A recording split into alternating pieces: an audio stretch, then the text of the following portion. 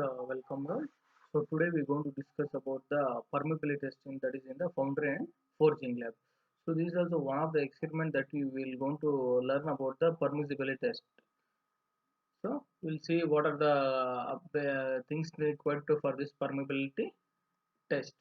So the main aim of this experiment is to find out the effect of water content and a clay content on a green permeability of a foundry sand.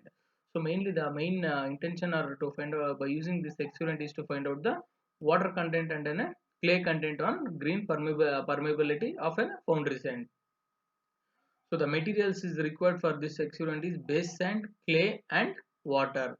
So the apparatus used, that is what are the equipments or things required for this to conduct this experiment is nothing but we require a sand rammer to ram the sand, and we require a permeabilimeter, electronic weighing scale that is to weigh the sand, and the stripper, stopwatch is to measure the to find the time, and then a measuring jar to measure that, and the specimen tube along with the specimen tube cup to make the component.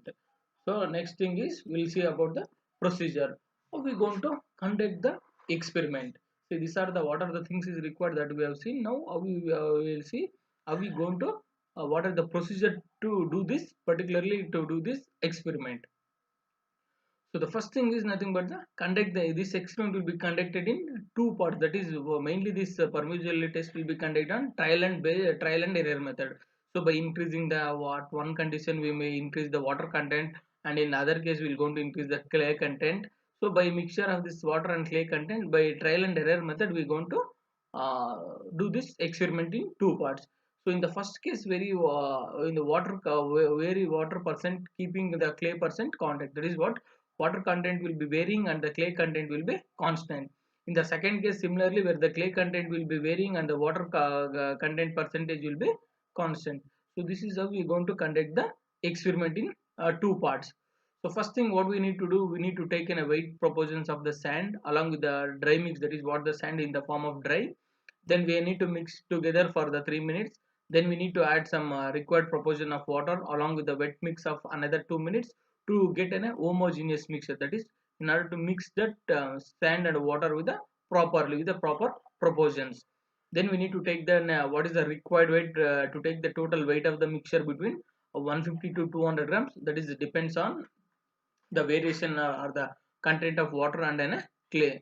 Then the correct weight has to be determined by trial and method. That's what when we keep on increasing the weight or decreasing the weight in the form of trial and error method. Next thing is nothing but after a mixture of that clay content and water along with that, with the taking in a proper weight proportions, then fill the sand mixture into the specimen tube. So there will be some one specimen tube where we can able to fill that water into the tube in order to make the sand permeability to test that sand by using the rammer. Rammer is nothing but it hots on that mixture of clay and the sand along with the water. So it forms in the which is the shape of the tube will be the same shape will be the formed by using this rammer. Then we are going to use the tolerance limited provided by the top end to the rammer for the checking the specimen size. So the specimen is nothing but with the made up the specimen is made up of with the help of the what is that water mixture of clay content, sand and then water. By that filling that tube in this form, that is filling the tube by the sand, then the shape will be formed on the same. Then it lies so then we can able to increase the weight of the sand and prepare the new specimen like this. So this we are going to do as a trial and error method only. By confirming within the limits, then the standard test specimen we need to prepare. Now the preparation of the standard specimen will be having a diameter of 50.8 mm and the height of 50.8 mm. That is with respect to the tube, what is the tube shape and size will be there. Same shape will be formed on the specimen. Now we are going to place the specimen along with the tube in the inverted position of the on the rubber seal on the mercury cup. On the mercury cup where it is there, it can able to show the manometer reading. Now we are going to operate the valve and stop by starting the stopwatch simultaneously when the zero mark is inserted on the jar. So there will be zero mark on the jar. So when just touches the top of the water tank, we need to take down the manometer reading. When the inverted jar just touches on the top of the water tank, so at the time we need to note down the manometer reading for each and trial and error basis. Next, when the time required to pass that 2000 cc of air through the specimen, we need to calculate the permeability by using the formula for the same. We need to take for the same for the different trials, and we need to take the readings. So this is where you can able to see the permeability testing machine. So now first we need to take the block diagram. Sorry, that is a table where you can able to see the varying. The first thing one is varying the percentage of clay and keeping the percentage of water is constant. So similarly, next we need what is we have in a serial number, percentage of water, what is the pressure when it comes, and what is the time taken, and what was an indicated value, that is a permissibility value, and what was an actual what we got and calculated. So here we have just varied in water as in a constant of 5%. So in this condition, clay as in a constant of 5% and the water is varying. Similarly, we are going for a different up to 5 to 6 trials by varying the water content and by varying the clay content. So this is and based on this we need to plot the graph, that is one for a clay content and one for a water content.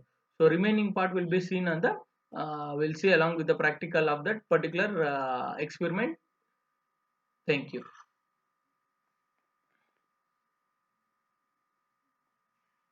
Welcome on.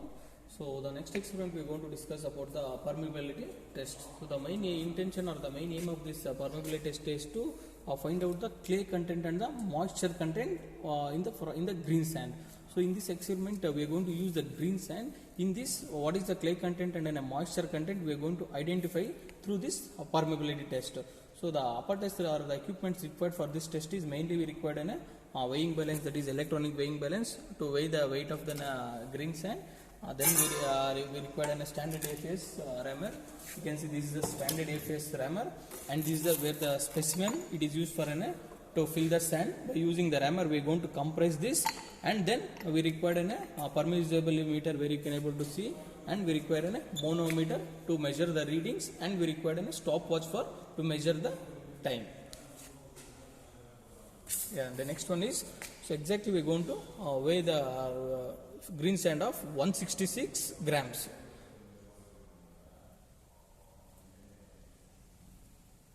But this is actually the 166 grams, but due for the testing purpose, again 10% of clay and 6% of water content will be reduced, substituting those clay content and water content in this green sand. So exactly we are going to weigh for 139.4 grams.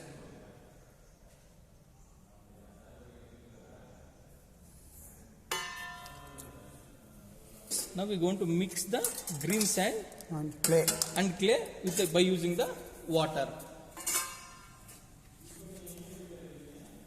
So in this 10% of water and 6% of 10% of clay and 6% of water we are going to mix along with this green sand.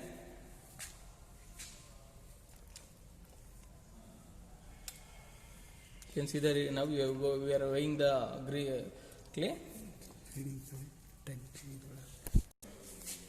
Yes, now we include the 16.6 grams of clay.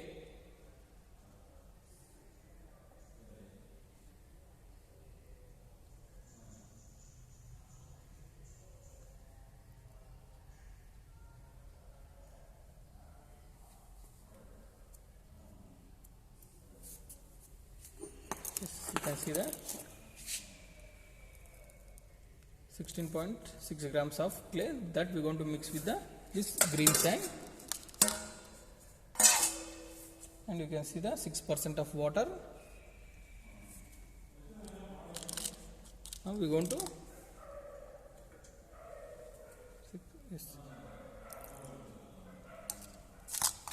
so now we are going to mix that green sand, clay along with the water.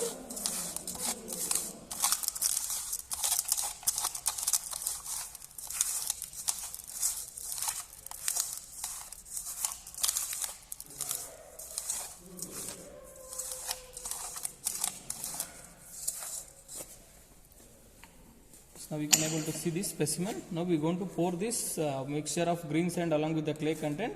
We are going to pour inside the specimen, where you can able to see this particular specimen.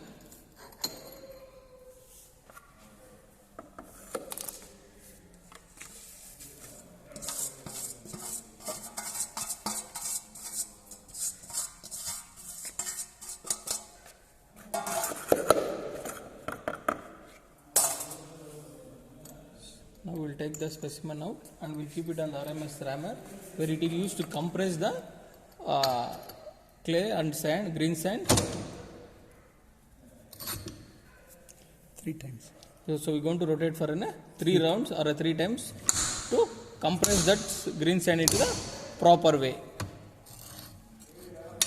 Yes, now we have compressed that green sand through this RMR rammer. Now we can able to see this. It is perfectly fit into the specimen. Now we are going to use the specimen for the testing in the. We are going to use the permeability test to find out the moisture content and the clay content in the green sand. Yes, you can see the readings and you can able to see the manometer readings also. So what is the time? So we'll approximately take for 10 minutes. So then we're going to calculate that.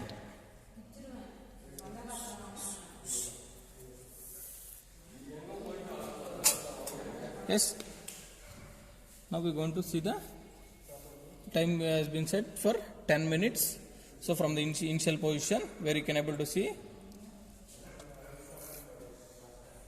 So you can able to see this manometer readings. So we need to take the manometer readings also.